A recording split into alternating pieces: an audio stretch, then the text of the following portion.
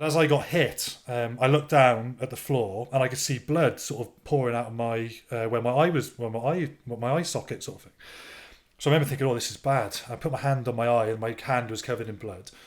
And I knew it was a cheap shot. Somebody had like basically punched me in the face with, and they had a forearm guard on. So I went to the referee who wouldn't look at me. I said, "Ref, you need to have a look at that." I tapped the ref because you're always polite. "Excuse me, ref, you need to have a look." And he wouldn't look at me in the eye. Then I said, "Excuse me." I tapped him, which you don't touch referees, but I had to touch him. He turned round, and as he turned round, he looked shocked.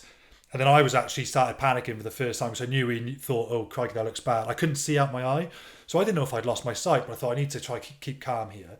So the physio went on. They took me off.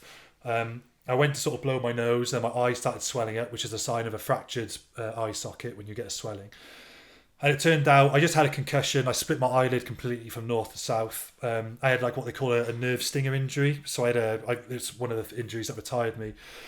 Gets this really bad nerve pain down my neck and arm from where your spine sort of jams up, and a nerve which serves your shoulder comes out of your neck. So my nerve was firing off. It's like you've got really bad pins and needles for about 10 minutes. It just doesn't go away. Had concussion, so my head was throbbing. Eye socket was swollen and bleeding. I was lying on a bed under the stand, had my eyelid stitched back up. And you obviously can't close your eye to not look at it. So I'm watching this surgeon stitch my eye back together. And I remember at that point thinking, and I had my 1-year-old, my girl was 1 at the time. I remember thinking there must be easier ways to earn a living than this. Rugby will never be safe. You can't have 30 guys, and I'm an average sized guy. Like I'm 6'3", like 16 and a bit stone. And I'm average size for a rugby player. You can't have guys who are averaging, 17, 18 stone, 16 to 18 stone. Some of them are upwards of 20 stone.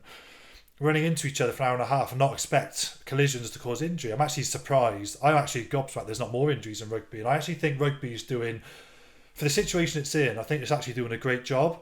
And I've been highly critical of it in the past. So I'm not just trying to be a good spokesperson for rugby. I've been highly critical. I think they're actually doing a great job now. Because if boxing had the same protocols as rugby, there wouldn't be a sport. Physically, wouldn't be a sport. The sport would be stopped after most rounds. First round, the match would have to stop, and because if they had the same protocols as rugby, that player would have to be taken away from the competition. So, I think they're doing the right thing, but people just need to understand we can make rugby safer, but you can't make it safe. You can't have that many people. The analogy I use is if I was walking around a supermarket and I dropped my car keys and I went down to pick them up.